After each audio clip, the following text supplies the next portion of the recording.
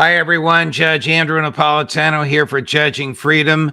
Today is Thursday, May 16th, 2024. Apologies for late start, internet gremlins, but our guest is worth waiting for.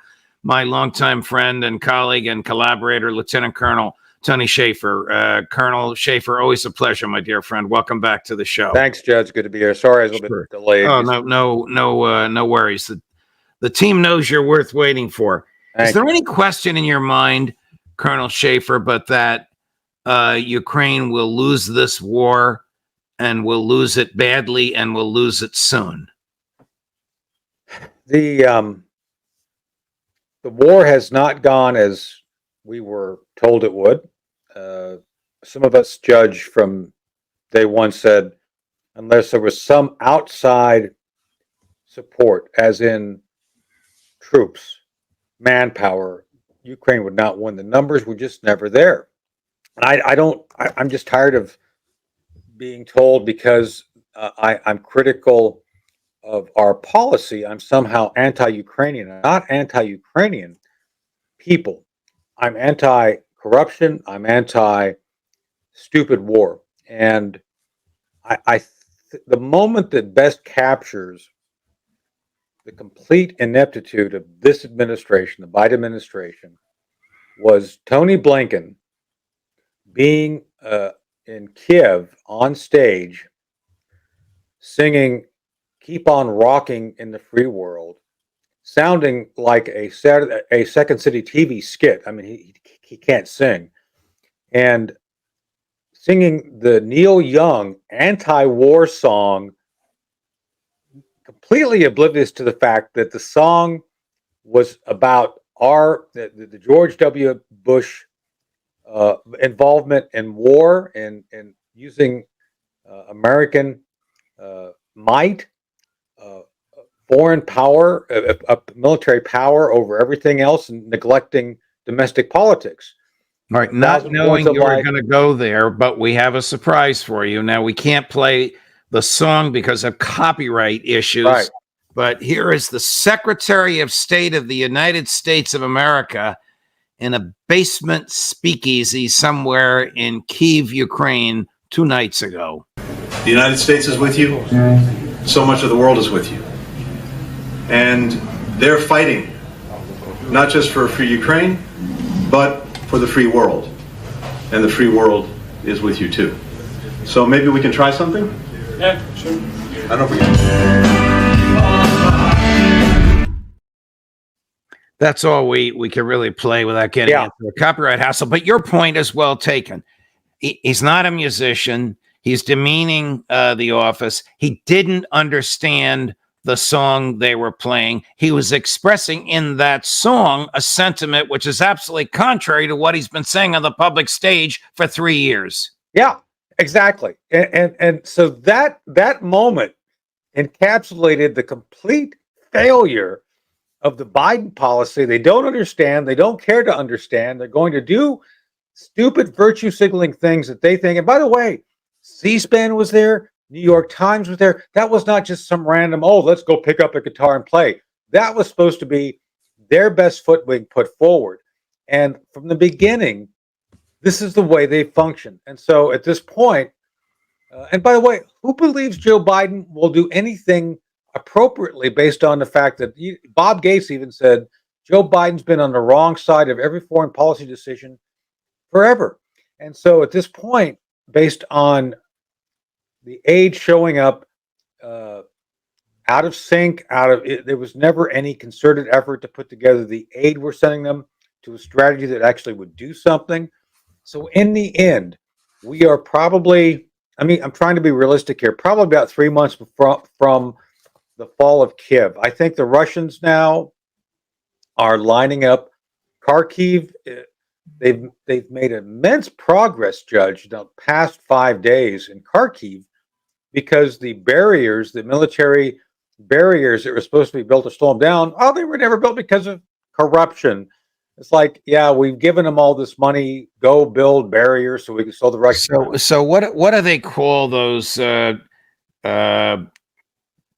pieces of big chunks of cement that are shaped like a pyramid. Tiger's teeth, something to stop. Tiger's teeth is a term for them. Yeah, they were used. Okay, so Colonel McGregor sent me a photograph of hundreds of these things thrown on the side of the road.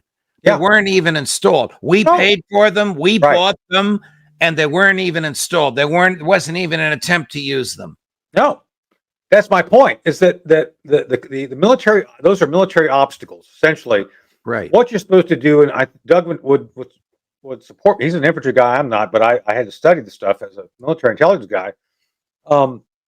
You set up fixed barriers. You set up fixed obstacles with some sort of cover fire, so that when the enemy comes up on it, you can shoot him because it slows them down. You can't stop him, but you slow them down.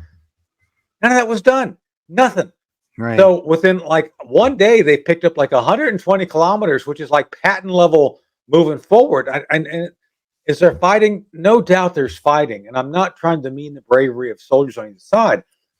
I'm just saying that there's no way they're going to stop a 1 million man plus military on the Russian side that is prepared to go all the way. And they're going to go all the way.